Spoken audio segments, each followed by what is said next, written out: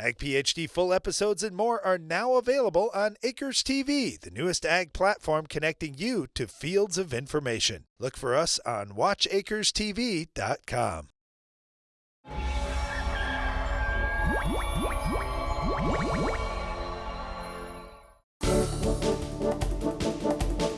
During our Farm Basics time each week, we talk about something that we as farmers deal with often and just try to relate it to anyone who is watching our show, even if you are a non-farmer. Well, before COVID hit a few years ago, one of the great things that we had as farmers, at least at most retailers, was price protection on a lot of crop inputs, especially ag chemicals and seed. And then after all the supply chain issues and everything you've heard about over the last 3 years, a lot of those protections went away. Well, this year they're back. So we wanted to talk about that just a little bit. All right, so what is price protection?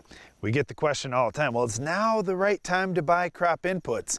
Well, when there's price protection, really, any time is a good time to buy, because if the price happens to go down, you get the lower price. If the price goes up, well, you don't have to pay, you've already bought.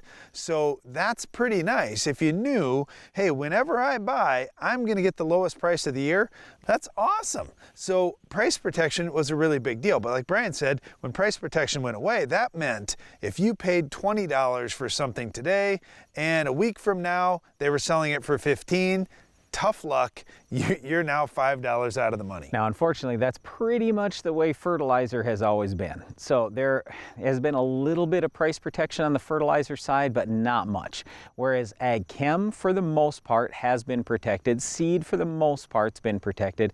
But one of the things is, before you buy, make sure you're asking lots of questions if you are a farmer, because some of the price protection programs run out in the early spring. Some of them are limited. Glyphosate is one in particular. There's one brand where it's, $2. We're going to give you $2 of price protection. Okay, at least we know what the parameters are, and then we can better make our decisions. So don't just go in assuming, everything's protected, and Brian and Darren said, I'm going to be just fine. No, every retailer is a little different. Make sure you're asking the questions first. The other thing that's kind of cool this year is input costs in general are down a little bit, which is kind of nice, but it still doesn't mean that farmers are necessarily going to make money. We see the grain markets and the hay market and the livestock market, those prices go up and down all the time. There really isn't price protection there. So if you aren't selling at the right time and you sell when the market's down, you could still run into some problems even with some lower input costs. But for farmers, for as much money as it costs to put the crop in,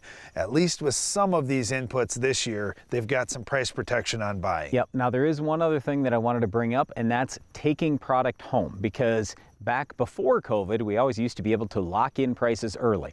Well, in a lot of cases today, you can't do that. You think you can, but there's a clause in some of these contracts that says that the supplier can declare force majeure. So in other words, if there's some act of God preventing them from giving you that price, well, they may opt out of that.